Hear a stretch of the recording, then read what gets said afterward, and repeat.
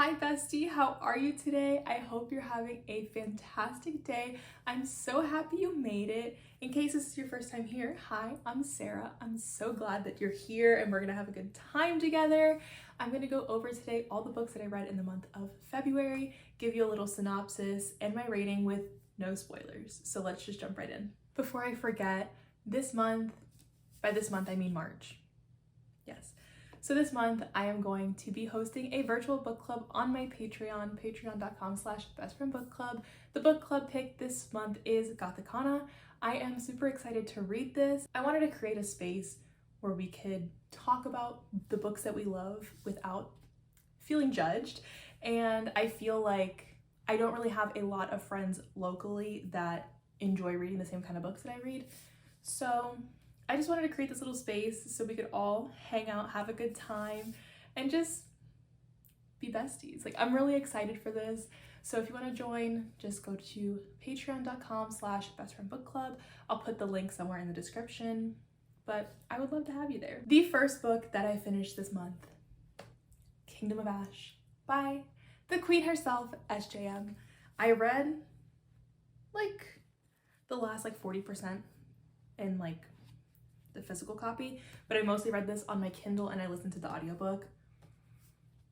I'll say this, if you have not read Throne of Glass, please, please, please pick it up. This series, the friendships, the world building, everything in this book is perfection. I love this series so much. And I just need everybody to experience it. And if you're watching this and you're like, you know what, now I'm gonna read Throne of Glass, you now have to send me updates of how you feel as you read it. It's only fair. So I can experience reading it for the first time again with you. So this book was amazing. This series is amazing. Absolutely 5 stars, no questions asked. Also, if you have read Kingdom of Ash, check out my Kingdom of Ash reading vlog where I go through every single emotion that I was feeling as I was reading this for the first time. This series is just so special to me. This is my new Roman Empire. It's here. Hello. Right here. I'm obsessed. I want to start the reread already, but I want to read Crescent City first. I'll finish Crescent City and I'm immediately starting back with Throne of Glass. I love this series so much. I'm going to make it my personal mission to make as many people as possible read this book or this series. I know it's 8 books, but it's really not that bad. It's really not that bad. You want more. I finished this and was like, okay, I could read 20 more books with these characters. I'm in love with all these characters. So yeah, my heart, I will never get over the heartache that this book caused me. And I think I'll always be chasing the feeling of what this book gave me. And maybe I'll get it one day, but I'm not gonna hold out any hope. This is it. I've peaked. Next up, I read Icebound by Meredith Trapp. This was an arc that I got from Love Notes PR. Thank you, Love Notes PR.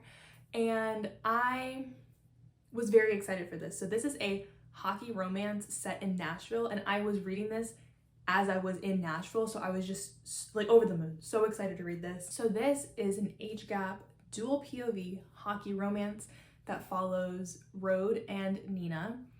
And I thought that the way they met was super cute in this book and very unique. I haven't seen anything like it before. And I was very excited.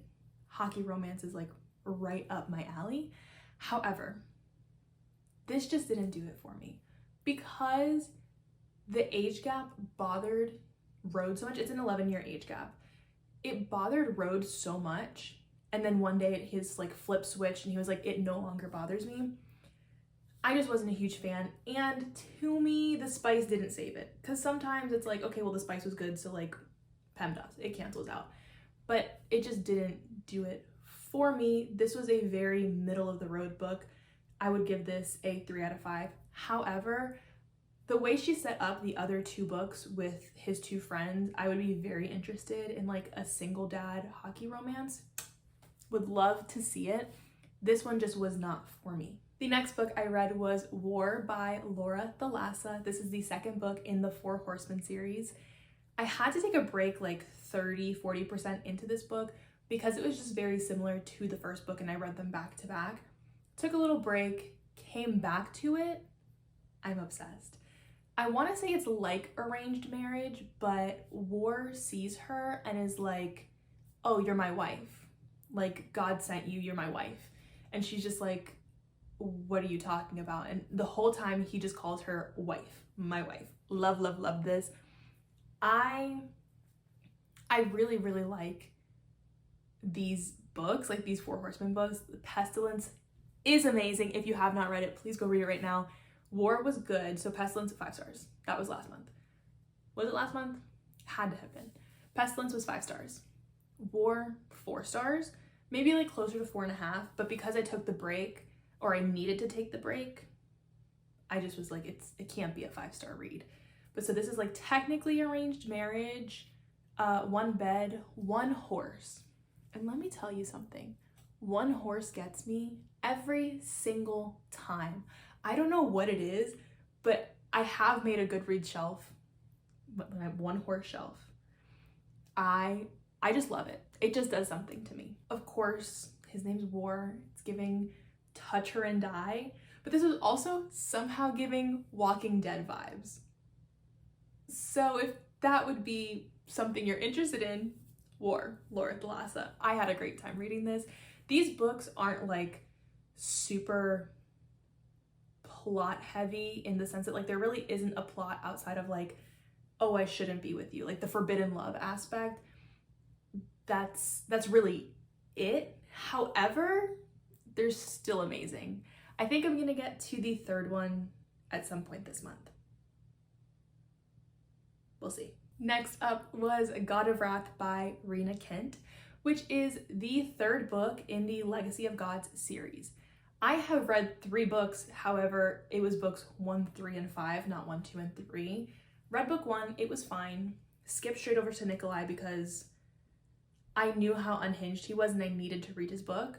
And then came back to Jeremy. I wasn't really into the 2nd book, but I might go back and finish it. I only got like 30% in. I don't feel like I gave it like a good chance because I wasn't in a dark romance mood when I was reading it. So switch over to God of Wrath. This is following Jeremy Volkov and Cecily. This is a dual POV dark college romance. And let me just be like so for real right now. There's no plot. The plot is basically non-existent. However, the spice is there. And the spice delivers every single time. There's a scene in this book when they play Russian roulette. And that's all I'm gonna say on that. If you've read it, you know, you get it. But this book was so good. However, because of the lack of plot, I like in my soul cannot give it 5 stars. So it has to be 4.5, but that's close enough to 5. I really had a good time while I was reading this. And it just like scratched the itch in my brain of like dark romance spice. I didn't have to think too much while reading it. I really enjoyed it. Then I listened to the graphic audio of A Court of Thorns and Roses. I have read this book twice, which I don't have that many tabs in here now that I'm looking at it for how many I thought I had in my head. But I've read the physical book twice and I decided to listen to the graphic audio because it's on Everin now. So I was listening to the graphic audio.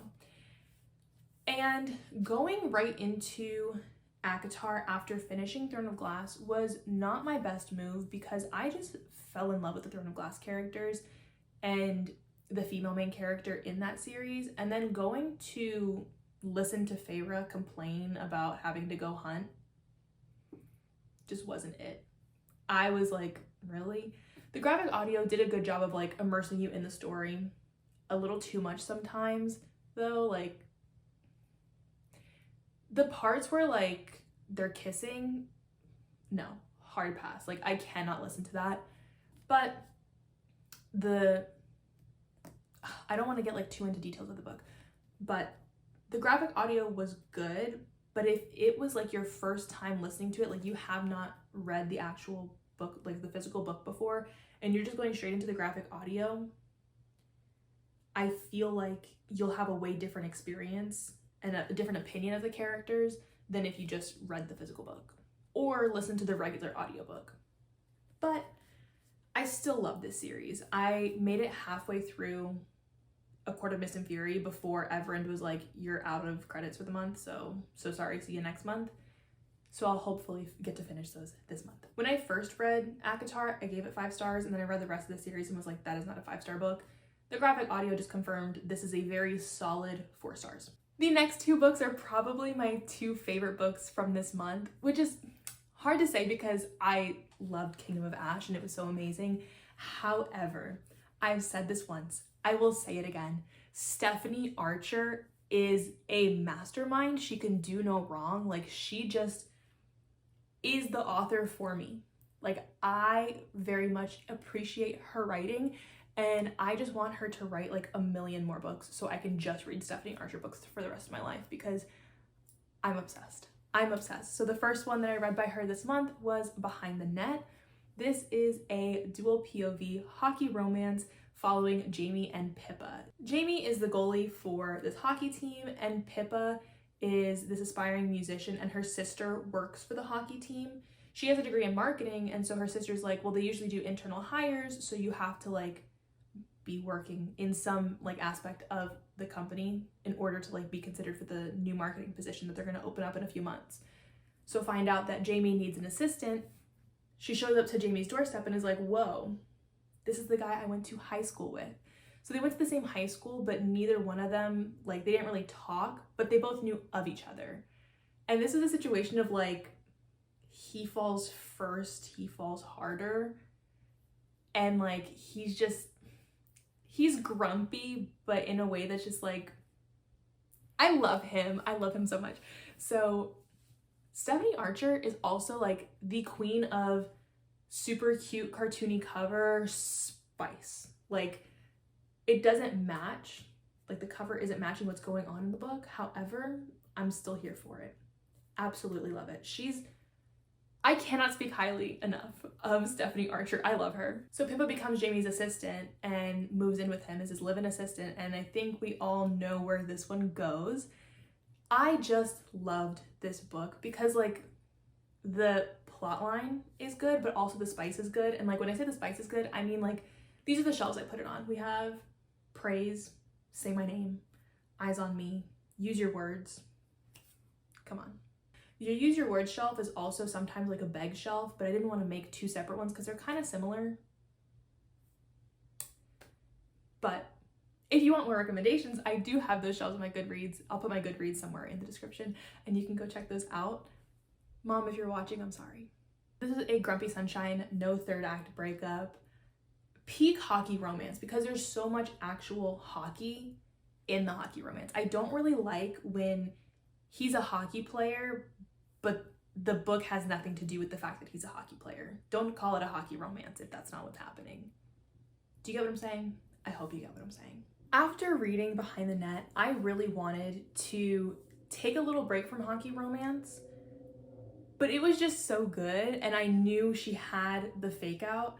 So I was like, I could save the fake out for a rainy day when I really want like a good hockey romance, and I could read another book, or I could sit here thinking about like, how good is that book? So I'm pretty sure you know how that ended up. I read The Fake Out by Stephanie Archer, which was absolutely amazing. This is a dual POV hockey romance. He's a hockey player and she works for the team. She's like a physical therapist, I'm pretty sure. And she's also a yoga instructor in her free time. Let me just say this, Rory Miller is so hot. Like, he has no business being that hot, but he's just that hot. I don't make the rules. I'm just letting you know. So this is following Rory and Hazel. Hazel's ex-boyfriend, who happens to also be a hockey player, has been traded to their team, and to make him jealous, but like he's assuming that Hazel wants to get with him, and she's like, absolutely not, I'm over you. I'm actually dating somebody else. And so she says that she's dating Rory when she isn't. Fake dating situation, so well done. I ate this up. It was so good. Fake dating. He spoils her, like loves spending money on her. Love to see it. And also the spice in this one is so well done. The shenanigans that like Rory and Hazel pull off to make her ex-boyfriend jealous, Stephanie Archer just is that woman. She just does the damn thing, and I cannot recommend her books enough. If you are going to read Stephanie Archer's books, I would start with her Queen's Cove series, which I have like a series review on that one. That's spoiler free if you want to check that out. But start with the first book in the Queen's Cove series. Read those 4, and those get better over time. Like the first one's good. Second one's great. And then they just get better and better. Then switch over to the Hockey Romance series. She only has 2 right now. I think it's planned to be 5. I'm so excited for the next one. But she only has 2 right now, and so read these 2. You'll fall in love. I cannot say enough nice things about this series. I'm obsessed. I want to go back and reread it already, and I just finished this book like a couple days ago. And finally, I listened to The Rom-Con by Devin Daniels. This was a kind of retelling or a twist on How to Lose a Guy in 10 Days, which is, fun fact about me, my absolute favorite rom-com. I watch this movie so often. I'm obsessed. Let me show you my love fern. I bought this fake fern because it'll never die. And I gifted it to my fiance and was like, it's our love fern. Isn't that so cute? I'm probably the only one that thinks that's so cute, but it's a little love fern. It'll just stay there. So, How to Lose a Guy in 10 Days is one of, if not my favorite rom-coms. So hearing that this was just like a modern day version of How to Lose a Guy in 10 Days, immediately I said yes. So I started listening to it. The audiobook was done well. The audiobook was good. I was really craving dual POV here. I wanted to know what he was thinking, but we only get the female's perspective. So this is basically like the male main character is essentially the founder of the equivalent of Barstool Sports, and she is a journalist for like a more feminine targeted like magazine thing, like very How to Lose a Guy in 10 Days. Her grandma gives her these, she's like almost 30, and her grandma's like, why aren't you married? Here are the tips that I was given in the 1950s to, you know, catch a husband. So she starts to turn this, like to use the tips to catch a husband into this article she's writing. And the beginning was really good. First 60-70%, like male main character was so charming. I don't even remember his name. The male main character was very charming in the beginning, and I was sold, but it just like didn't get there for me. And the third act breakup was so intense that to me, I wouldn't have gotten back together with that person. So I just was like, I really don't care whether they end up together or not. I almost DNF'd at like 70%, but was like, I'm basically almost done. Like, I'm basically almost done. Might as well keep going. So this was a solid, not even solid, this was barely a 3-star read for me. I just thought that there was going to be like there was so much potential, and it just never got there. A rivals to lovers situation, also Men in Therapy, love to see it, but it didn't show that like Men in Therapy, but just like he said, he went to therapy, like that didn't translate into his character, if that makes sense. I hope that makes sense. But this just wasn't it for me. If you liked it, I'm very happy for you. However, it was not for me. But that wraps up all the books that I read in the month of July. It's not July! That wraps up all the books that I read in the month of February. Why did I say July? I don't know. That wraps up all the books I read in the month of February. Thank you so much for watching. Make sure to like and subscribe. I will see you guys next time. Bye.